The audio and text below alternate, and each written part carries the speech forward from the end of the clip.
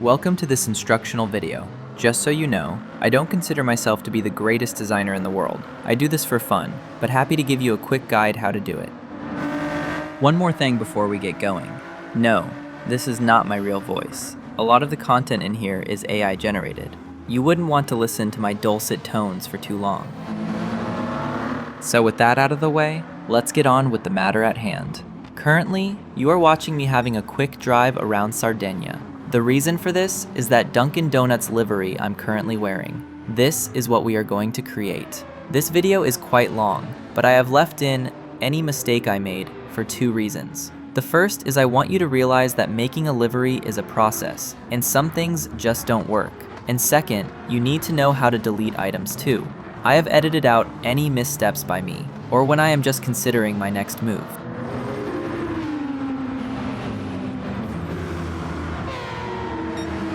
So let's start with the decals. Getting some cool brand logos is crucial to making a good livery, so check out the description of the video for a couple of sites where you can download some from. The images have to be SVG files and be less than 15 kilobytes. Once you have downloaded your decals, you need to upload them to your Gran Turismo account. The link is in the description. The process is simple. Click to sign in. You will be asked to sign into your PlayStation account, then you can go back or will be taken back to Gran Turismo. After this, it is a simple case of uploading the files to your account. I'm uploading some splashes and drips I have, ready for the livery creation. So let's get into it. Load up GT7, and from the home screen, proceed to GT Auto and select Car Customization. Here you can see the Krispy Kreme livery I did before. I can't really do one sugary treat without the other now, can I? After all, most gamers live on donuts, soft drinks, Cheetos, with the occasional cold pizza that's been reheated one too many times. So go ahead and select Livery, then create a design, and choose Create a New Design. We're going to start with a simple one brand design, so paint the car white. Not because it's exciting, but because it's sensible. And this is an instructional video, not an episode of Top Gear. By one brand design, I mean you pick a brand and build your entire color palette around that brand's colors. It saves you having to learn color theory straight away, which is ideal, because color theory is a deep, confusing hole, and nobody needs that at this point in their life. So here I've selected the Dunkin' Donuts logo from my items, which we uploaded earlier, and I'll slap it on the bonnet. It's the easiest place to start, and frankly, the least likely to cause immediate regret. Then add another layer. This time we're going to add one of those drips, like the ones hanging off the edge of your favorite Homer Simpson delight. Subtle? No. Effective? Mostly. Select the paint icon and find a color that closely matches the brand logo. It doesn't have to be perfect. Close enough is the professional term we're using today. After that, it's just a case of moving it into position, stretching it out, and deciding you're happy with it. The controls are all at the bottom of the screen. It will become second nature, eventually, probably around the same time you stop rotating things the wrong way. Okay, let's skip ahead to the next decal. As you can see, I'm very much messing around here, which is entirely normal. This is a process, remember, not a moment of artistic clarity. Same again though, grab another drip, but this time, choose the second main color from the logo, just to keep things looking vaguely intentional. It's worth pointing out here that everything is built up in layers, with one item sitting on top of another. This is extremely useful, as it allows you to hide a multitude of sins. You'll see later in the video how we move layers up and down to get the desired effect, mostly by trial, error, and pretending this was always the plan.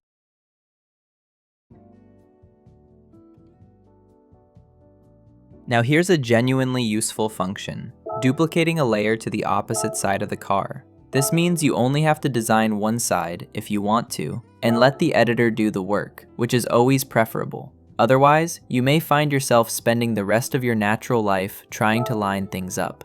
You've got two options here: copy, which is best for logos, or duplicate symmetrically, which is better for shapes. Both work, provided you choose the correct one and don't immediately undo it in mild panic. As you can see, there's a bit more messing about here, but I don't want the drips to look too uniform. If you ever found a perfectly symmetrical donut in real life, it would be deeply unsettling, and possibly a sign you should stop eating it. Now I'm going to let this play and show you a mistake. or rather, a design choice that didn't work. And this is something you need to get used to. Sometimes you're absolutely convinced it's going to look great, and then it doesn't. At this point, you may feel slightly disheartened, briefly question your life choices, and eat another donut. This is all perfectly normal. Don't despair though, just bin it and have another go. That's most of the process really. Side note, if you want these logos, I'll put a download link in the description. Some of them don't work, bin those as well. No emotional attachment required. So very quickly, I'm using the logo for the Brave web browser. The color matches, it's small and unobtrusive, or so I thought. The moment I copy it to the other side, I realize I've been a bit of a prat and didn't take the size of the lion's head into account. Classic.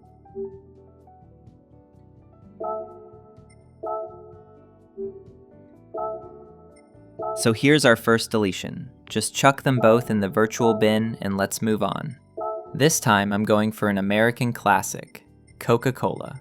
This also now sets the tone for the livery. At this point, I've already decided I'm going to throw as many junk food brands on this car as I can. It's basically the livery you choose if you can't decide which takeaway to order tonight. A rolling testament to indecision and sugar. Alright, let's jump ahead. We're going to attack the body now. The process is very much the same, so I'll explain a few things while you watch me add some splashes and color them in. This is where overlapping shapes becomes genuinely useful. As I add splashes to the sides, you'll notice there are times when a decal doesn't quite wrap over the roof, or the window, or coat the exhaust. Not that the car actually needs a decorated exhaust, but moving on. In this design, we want the splashes and drips to be random, like that one weird colleague who always smells faintly of marzipan. You know the one. I'm applying 2 different splashes in 2 different colors, then adding another to the roof to cover up the bits that don't wrap properly. This is probably easier than a geometric design. With those, you have to be perfect. Otherwise, your math teacher will hunt you for the rest of your life. An academic running man, if you will.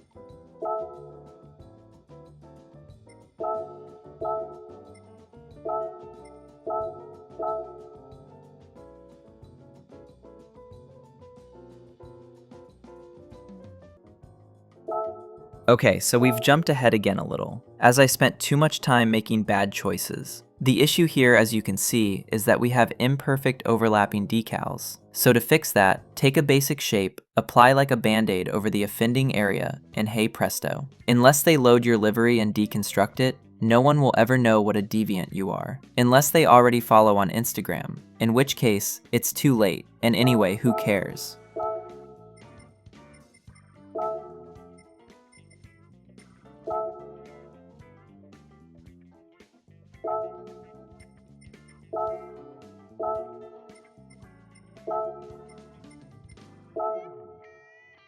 Let us turn our attention to the backside, which is, of course, my absolute favorite part of the car. Continuing with the one brand livery, let us stick the Dunkin' Donuts logo on there and add a few more drips. By now, you should be getting a sense of how these things go together, and sticking with a single brand saves you from thinking too much. Which is good, because I am a web developer by trade. I already do enough thinking at work to power a small city, so a break from it here is frankly a relief. Thinking is overrated anyway. Once the rear is sorted out, there are just a couple more decals to fix, and then we can go wild with the other brands. Remember, this is now officially a junk food livery. No fruit, no vegetables, no pretense of healthy choices. This is the car you pick if you cannot decide between pizza, burgers, and donuts, and want to broadcast that indecision to the entire racing community. It is a rolling testament to poor dietary choices and excellent taste in chaos.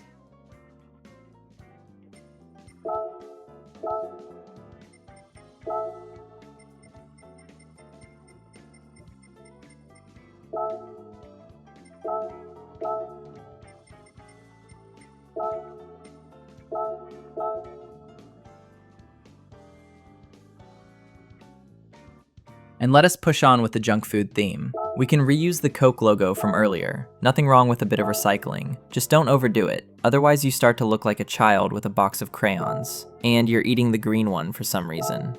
A Burger King logo on the roof is always a solid choice. Sure, it does not exactly match the color scheme, but honestly, who cares? It is a great logo, and if I want a Burger King logo on my car, I am going to have one. There is nothing anyone can do about it, and frankly, anyone who complains probably needs to reassess their life choices.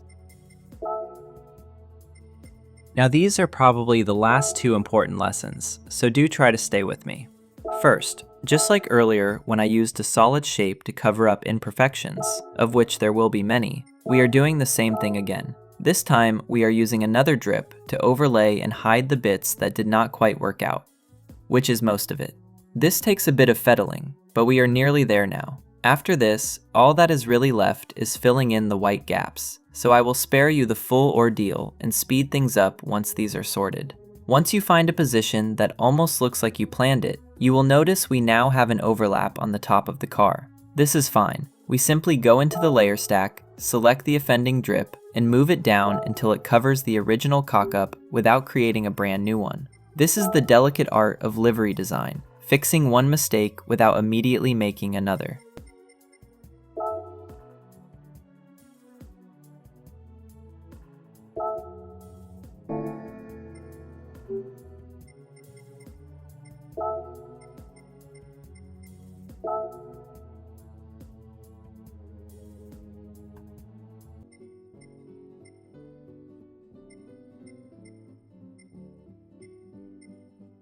As promised, we have skipped ahead again. I have added a few more drips to help create that random look we are aiming for, which is livery design speak for making it look like chaos, but pretending it was deliberate. Now let us fill in the gaps. Sticking with our junk food theme, this time I am going with Pepsi. I am not entirely sure how Coca-Cola will feel about having to share bodywork with their biggest rival, but we are not here to worry about the delicate emotions of multinational corporations. We are only concerned with our own creative genius. So to hell with corporate rules and brand loyalty, let us have a Pepsi.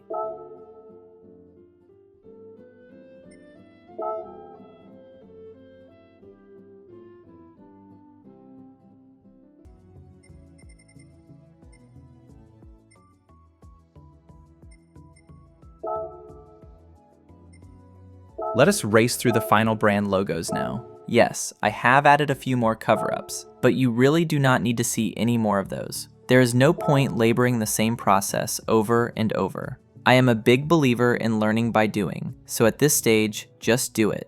First up, I drop on a mellow mushroom logo. And honestly, if anyone knows this brand, do let me know in the comments, because I am completely baffled. I am sure it is excellent. I just have absolutely no idea what it is or why it exists. Next, we add a super dry logo on the door. Strictly speaking, it has nothing to do with our junk food theme, but let us be realistic. This livery has already given you type 2 diabetes, and no one needs a side of hypothermia as well. We then return to form and add a few smaller Dunkin' Donuts logos to the rear. Drop a Papa John's on there for good measure, and make sure not to neglect the wing mirrors. The devil is in the detail, and also on the mirrors, apparently. As we should always have more than one option for dessert, I add a Ben & Jerry's logo to the bonnet. It helps fill the white space, and coincidentally, my belly as well. Is there a better flavor than cookie dough? I think not, and I will not be taking questions at this time.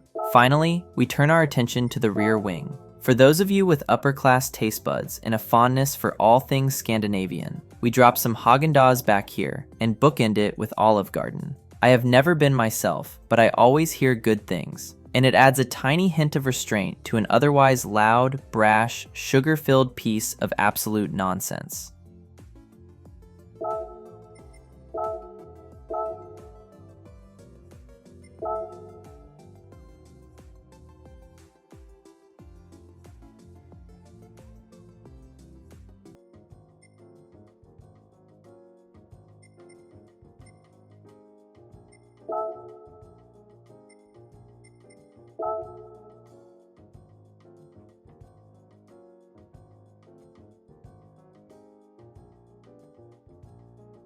At this point, it is mostly a case of quietly adding logos and pretending this part is far more deliberate than it actually is. You will notice I am dropping in a Papa John's here, because every good livery needs at least one logo that looks slightly too confident for the situation. This is also where restraint is key, Just because you can cover every available panel does not mean you should. That way lies madness, visual noise, and something that looks like it was designed during a power cut by someone who had too much sugar. Take your time with placement. Small adjustments make a bigger difference than you think, even if it feels like you are moving something by half a pixel and achieving nothing. This is normal. This is how it gets done. And if you are wondering whether this is technically correct, color theory approved, or brand compliant, the answer is no. But it does look fun, and that is doing most of the heavy lifting here. Right, a couple more tweaks, a gentle nudge to make it look intentional, and then we move on before we start overthinking it again.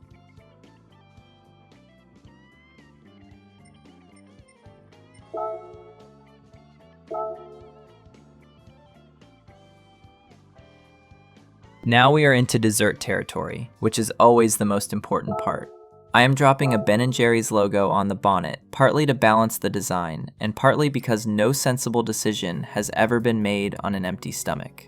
This is another good example of filling space without overthinking it. You do not need a master plan. You just need a logo, a vaguely sensible position, and the confidence to stop before it all goes horribly wrong. Moving back now to the rear wing, which is where all serious race car art truly belongs. This is prime advertising real estate, and it would be rude not to use it. For this, we are adding some Haagen-Dazs. Classy, understated, and possibly the most luxurious thing happening on this car. I bookend it with Olive Garden, not because it strictly makes sense, but because it looks balanced and gives the illusion that I know exactly what I am doing. Sometimes that illusion is all you need. A few final adjustments, a moment of quiet reflection, and we are done here before I decide to add something else and regret it.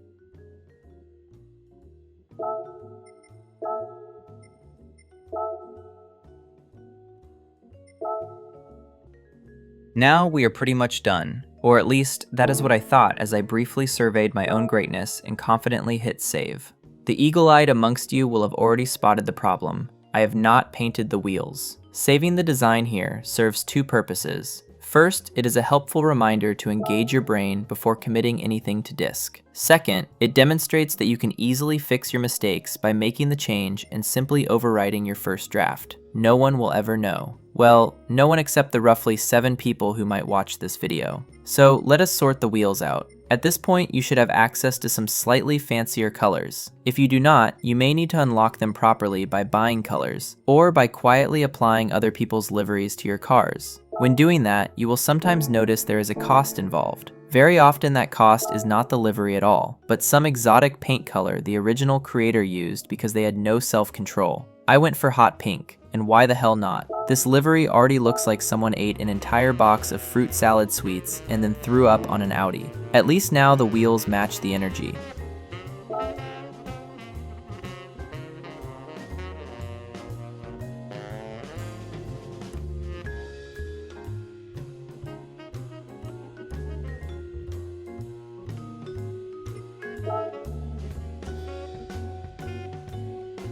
Now at this point, no one else can actually see your work, so if you want to show it off, you need to save the style. This is thankfully very simple. Hit save, give the style a name, and then pick 3 tags or keywords that will help people find it in the showcase. Do not overthink this part. Seriously, keep it simple, stupid. I kept it extremely simple. I called it Dunkin' Donuts. Inspired, I know. And for the tags, I went with Dunkin', Donuts, and Food. Bold. Innovative, truly the work of a creative powerhouse operating at the absolute peak of their abilities.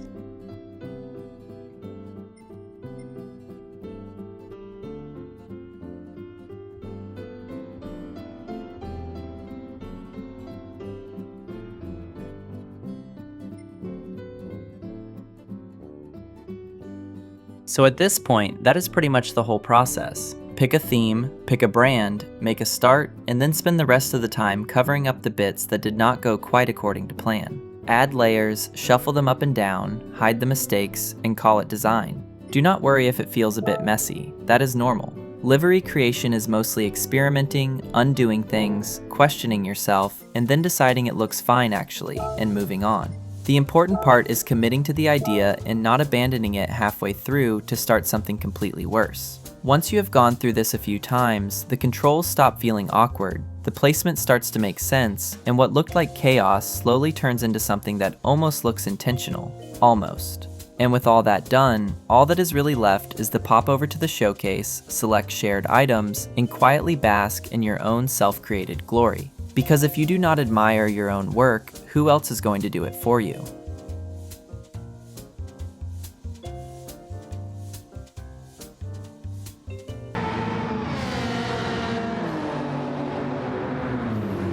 And here we are again, back out on track, giving the finished livery a proper run around Sardinia. It will not make you any faster, let us be very clear about that, but it will at least ensure you look good while spectacularly outbraking yourself at turn 1. Braking is for cowards anyway, or people who read the track map. Sardinia is a great place for this. Nice flowing corners, plenty of time to admire your own work, and just enough unforgiving scenery to remind you that style does not equal talent. Hopefully this video has helped in some small way, or at the very least, encouraged you to get stuck in and have a go yourself.